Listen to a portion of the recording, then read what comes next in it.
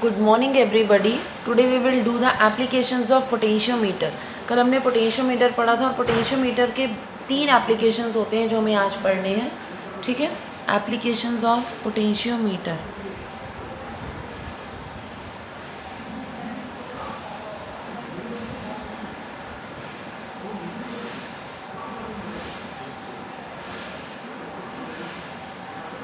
ठीक है, इसका जो पहला एप्लीकेशन है वो ये है, टू मेज़र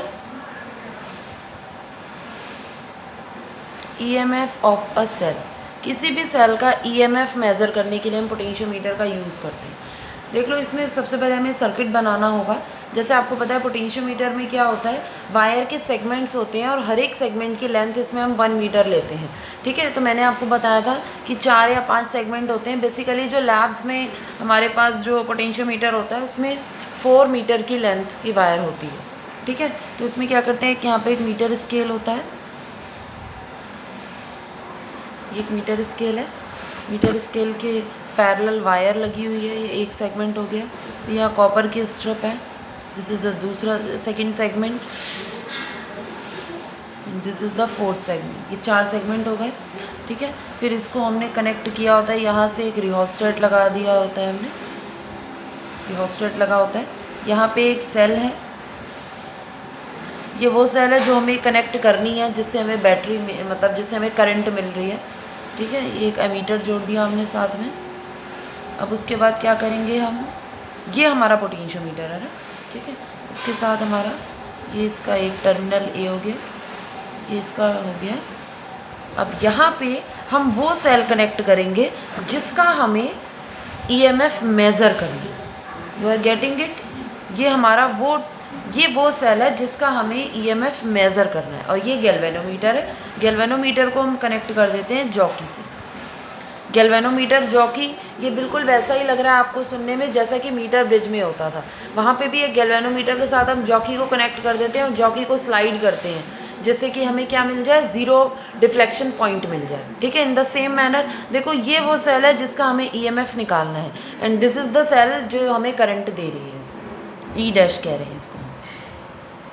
ठीक है, अब इसमें हम क्या करेंगे, सपोज हमें एक सेल का ईएमएफ निकालना है, तो हम क्या करेंगे इसमें, जैसे कि हमने पहले ना हम एक ऐसी सेल ले लेते हैं, कैडमियम सेल ले ली हमने जिसका आपको ईएमएफ पता है। ठीक है, स्टैंडर्ड कैडमियम सेल ले ली, और स्टैंडर्ड कैडमियम सेल का जो ईएमएफ है, the EMF of standard cadmium cell is 1.018 volt होता है। उसका हमें पता है कितना होता है, 1.018 वोल्ट होता है। तो जॉकी को हम क्या करेंगे, जॉकी को हम सेट करते जा रहे हैं जहाँ पे 0 डिफ्लेक्शन पॉइंट आ जाए। जब हमारी जॉकी 203.6 सेंटीमीटर पर आ जाती है, देखो इसका हमें कैसे पता चलेगा 203.6, जैसे ये हमारी 100 है, फिर 100 के बाद ये 100 से शुरू होगी, मतलब ये यहाँ पर है 1 से लेकर 100, फिर 101 से 200, 201 से 300, 301 से 400। तो इसका मतलब 203.6 हमारा आएगा, इस पे भी नहीं आएगा, इस पे भी नहीं आएगा, इस लाइन पे आएगा। ठीक है, थर्ड वाली लाइन पे आएगा ये। तो हमारा 203.6 पे आ रहा है, जिसमें कि गैल्वेनोमीटर में 0 डिफ्लेक्शन है। इसका मतलब 203.6 सेंटीमीटर तक की इतने वायर में, मतलब इतनी लेंथ की वायर में जो पोटेंशियल डिफरेंस है वो ये है, कितना है, 1.018 वोल्ट, क्योंकि यही उसका ईएमएफ है। ठीक है, अब हम क्या करेंगे, यानी कि ये हमारा हो गया पोटेंशियल ग्रेडियंट। अगर मैं यहाँ पे पोटेंशियल ग्रेडियंट निकालूँ, पोटेंशियल ग्रेडियंट का मतलब होता है dV/dl, यानी कि पोटेंशियल डिफरेंस अपॉन लेंथ, यानी कि यूनिट लेंथ पर जितना पोटेंशियल है। तो हमारा पोटेंशियल डिफरेंस कितना है यहाँ पर, 1.018/203.6। इसको आप अगर पूरा सॉल्व करोगे तो ये हमारा आंसर आ जाएगा 5 × 10⁻³ वोल्ट पर सेंटीमीटर। ठीक है, ये हमारा पोटेंशियल ग्रेडियंट हो गया। अब हमने क्या किया, उस स्टैंडर्ड सेल को हटाकर हमने अननोन ईएमएफ के सेल लगा दी। एक सेल जिसका हमें ईएमएफ निकालना है, हमने वो वाली सेल लगा दी। ठीक है, तो हमें क्या करना होगा, जब पोटेंशियल ग्रेडियंट इतना आ गया तो उस सेल का हमें ईएमएफ निकालना है। अब जब हमने वो सेल लगाई तो भी हम जॉकी को स्लाइड करेंगे और 0 डिफ्लेक्शन पॉइंट देखेंगे। अब जो 0 डिफ्लेक्शन पॉइंट आ रहा है, सपोज एल लेंथ पे हमारा 0 डिफ्लेक्शन पॉइंट आ रहा है। ठीक है, तो हम क्या करेंगे, E = उसका ई किसका ईएमएफ है, जो हम निकाल रहे हैं, जो अननोन सेल का ईएमएफ है। अब देखो dV अपॉन dl ये है, यानी कि यूनिट लेंथ का पोटेंशियल इतना है, तो L लेंथ का कितना हो जाएगा, L से इसको मल्टीप्लाई कर देंगे। ठीक है, तो L into dV upon dl हमारा आ चुका है 5 इंटू 10⁻³ वोल्ट, ऐसे हम निकालेंगे। ठीक है, देखो ये चीज़ें हमें इसमें देखने में आपको एक बार बस समझनी होगी और ये फॉर्मूला लर्न करना होगा। उसके बाद जब हम लैब में किसी चीज़ को देखते हैं ना, तो हमें ज़्यादा अच्छे से समझ में आता है। ठीक है, तो इसमें ज़्यादा डिफ़िकल्ट नहीं है, बस इसमें हमें जॉकी को ही स्लाइड करना होता है। जॉकी को पहले हम एक नॉन सेल ले लेंगे जिसका हमें ईएमएफ पता है, और उसका हम पोटेंशियल ग्रेडियंट निकाल लेंगे। ठीक है, उसके बाद हम अननोन सेल का ईएमएफ भी इससे निकाल सकते हैं, L into dV upon dl करके अननोन सेल का ईएमएफ निकाल सकते हैं। ठीक है, अब इसका हम सेकेंड एप्लीकेशन करेंगे। सेकेंड एप्लीकेशन में हमें क्या करना है, 2 सेल के ईएमएफ को कंपेयर करना। ये बहुत सिंपल है, ये इजी है ये भी, to compare EMF of 2 cells. Actually ये सारा कुछ एक दूसरे से कनेक्टेड है। ठीक है, अब इसमें 2 सेल लेनी है हमें, तो इसमें हमें कुछ नहीं करना है, पूरा वही हम सर्किट अपना बना लेंगे। उसका पोटेंशियोमीटर का जो होता है, ये मीटर स्केल है, ये एक वायर लगी हुई है, यहाँ पे दूसरी वायर लगी हुई है, ये 4th वायर होगी। ठीक है, फिर यहाँ से हम आगे जाके उससे कनेक्ट कर देते हैं। यहाँ पे एक रियोस्टेट लगा हुआ है, ये सेल लगा दी, एमीटर हो गया।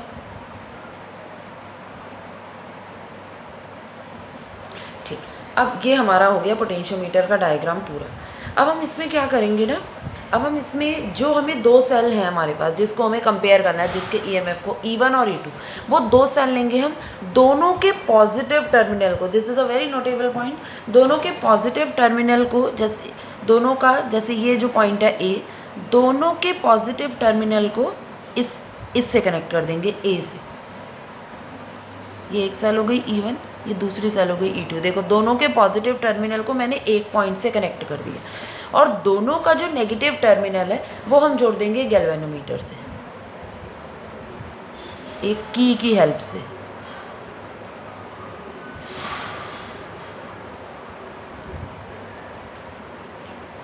यहाँ पे 2 वे की लगा देंगे, गैल्वेनोमीटर से जोड़ देंगे। ये हमारा रेजिस्टेंस बॉक्स हो गया, ये हमारी हो गई जॉकी। पॉजिटिव टर्मिनल को दोनों के एक एंड से जोड़ देंगे, नेगेटिव टर्मिनल को जॉकी के थ्रू, मतलब 2 वे की के थ्रू हम किससे जोड़ देंगे, गैल्वेनोमीटर से। अब हमें क्या करना है, सबसे पहले हम एक की को बंद कर देंगे, जैसे मैंने इस की को बंद कर दिया, तो अब ये कनेक्शन हो गया, ये कनेक्शन आउट हो गया E2 का। फिर हम E1 कनेक्शन में आ गया, फिर हमने क्या किया, इस जॉकी को स्लाइड किया कि कितनी लेंथ पर 0 डिफ्लेक्शन आ रहा है। सपोज L1 लेंथ पे 0 डिफ्लेक्शन आ रहा है, L1 लेंथ पर, ठीक है, L1 लेंथ पर। तो अगर जो पर यूनिट लेंथ का रेजिस्टेंस है वो अगर x है, तो L1 लेंथ का रेजिस्टेंस कितना हो जाएगा, XL1। ठीक है, और इससे पहले हम एक चीज़ और इसकी थ्योरी में पढ़ चुके हैं कि जो V होता है वो प्रोपोर्शनल L होता है, ये हमने कल पढ़ा था, V प्रोपोर्शनल L होता है, कि पोटेंशियल ड्रॉप जो होता है वायर के किसी भी सेगमेंट में वो डायरेक्टली प्रोपोर्शनल होता है लेंथ के। तो अगर मैंने E1 सेल को लेकर जॉकी को स्लाइड किया है और वो L1 लेंथ पर 0 डिफ्लेक्शन आ रहा है, तो यानी कि E1 प्रोपोर्शनल होगा L1 के। ठीक है, ऐसे ही फिर मैंने सेकंड सेल ले ली, इसको कनेक्ट कर दिया, इसको बाहर कर दिया, तो क्या हो जाएगा, तब सपोज L2 पर आ रहा है तो E2 प्रोपोर्शनल हो जाएगा L2 के। अब दोनों को कर दो डिवाइड, E1 अपॉन E2, ये कितना हो जाएगा, L1 अपॉन L2। ये हो गया, बस ऐसे करना है। This is a very simple to write down, इसको लिखना बहुत आसान है। पहले L1 लेंथ के लिए, पहले E1 के लिए ले लेंगे L1, E2 के लिए ले लेंगे L2, दोनों को डिवाइड कर देंगे L1 अपॉन L2, यानी कि उसी लेंथ के रेशियो से हमारा किसका रेशियो आ जाएगा, EMF का। तो इससे हम कंपेयर कर सकते हैं। ठीक है, जो ज़्यादा लेंथ पर आकर 0 बैलेंस पॉइंट दे रहा है उसका EMF ज़्यादा होगा, जो कम पर दे रहा है उसका EMF कम होगा। ठीक है, थर्ड इसका एप्लीकेशन है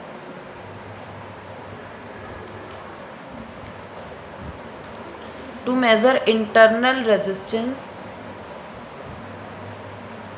of a cell।